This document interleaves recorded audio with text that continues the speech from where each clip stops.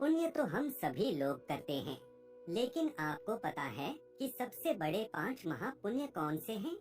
अगर आप इन महापुण्यों को अपने जीवन में उतार लेते हैं तो आप भगवान के बहुत ही लाडले और प्रिय व्यक्ति बन जाओगे।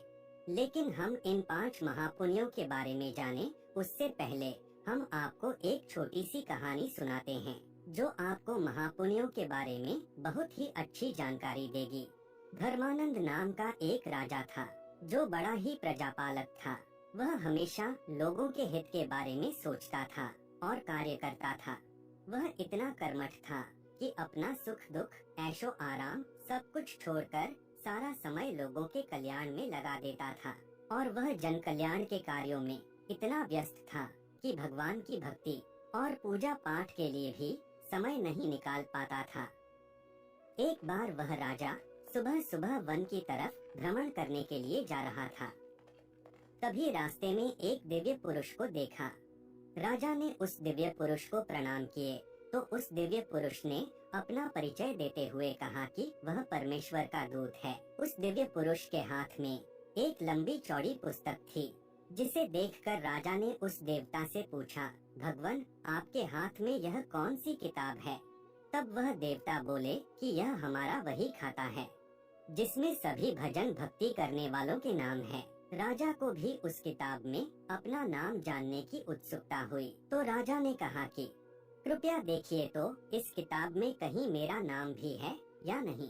वह दिव्य पुरुष किताब का एक एक पृष्ठ उलटने लगे, परंतु राजा का नाम कहीं भी नजर नहीं आया। राजा ने देवता को चिंतित देखकर कहा, महाराज आप चिंतित ना हो, आपके ढूंढने में कोई भी कमी नहीं है। वास्तव में ये मेरा दुर्भाग्य है कि मैं भजन कीर्तन के लिए समय नहीं निकाल पाता और इसीलिए मेरा नाम यहाँ नहीं है।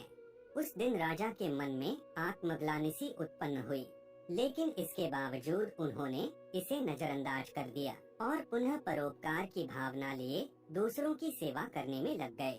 कुछ दिन बाद राजा फिर सुबह वन की तरफ टहलने के लिए निकले तो उन्हें वही देव महाराज के दर्शन हुए। इस बार भी उनके हाथ में एक पुस्तक थी।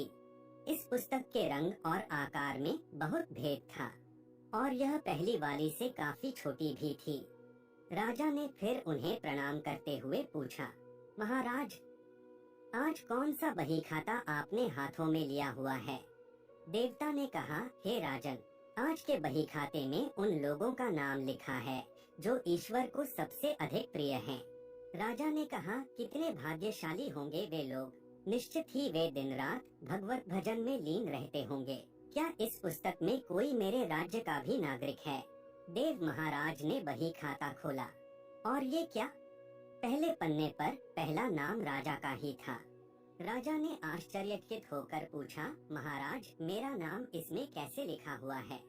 मैं तो मंदिर भी कभी कभार ही जाता हूँ। देवता ने कहा, हे राजन, इसमें आश्चर्य की क्या बात है? जो लोग निष्काम होकर संसार की सेवा करते हैं, जो लोग संसार के उपकार में अपना जीवन अर्पण करते हैं, जो लोग मुक्ति का लोभ भी त्याग कर प्रभु के निर्बल संतानों की सेवा सहायता में अपना योगदान देते हैं, उन त्यागी महापुरुषों का भजन स्वयं ईश्वर करता है। हे राजन, तू मत पछता कि तू पूजा पाठ नहीं करता, लोगों की सेवा कर, तू असल में भगवान की ही पूजा करता है। परोपकार और निस्वार्थ लोक सेवा किसी भी उपासना से बढ़कर है।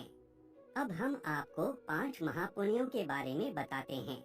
नंबर 1, अन्न पुण्य। किसी भूखे को भोजन कराना, चाहे वह मनुष्य हो या जानवर, अपने सच्चे हृदय से उनको भोजन कराना, यह पहला सबसे बड़ा पुण्य है। नंबर 2, शयन पुण्य।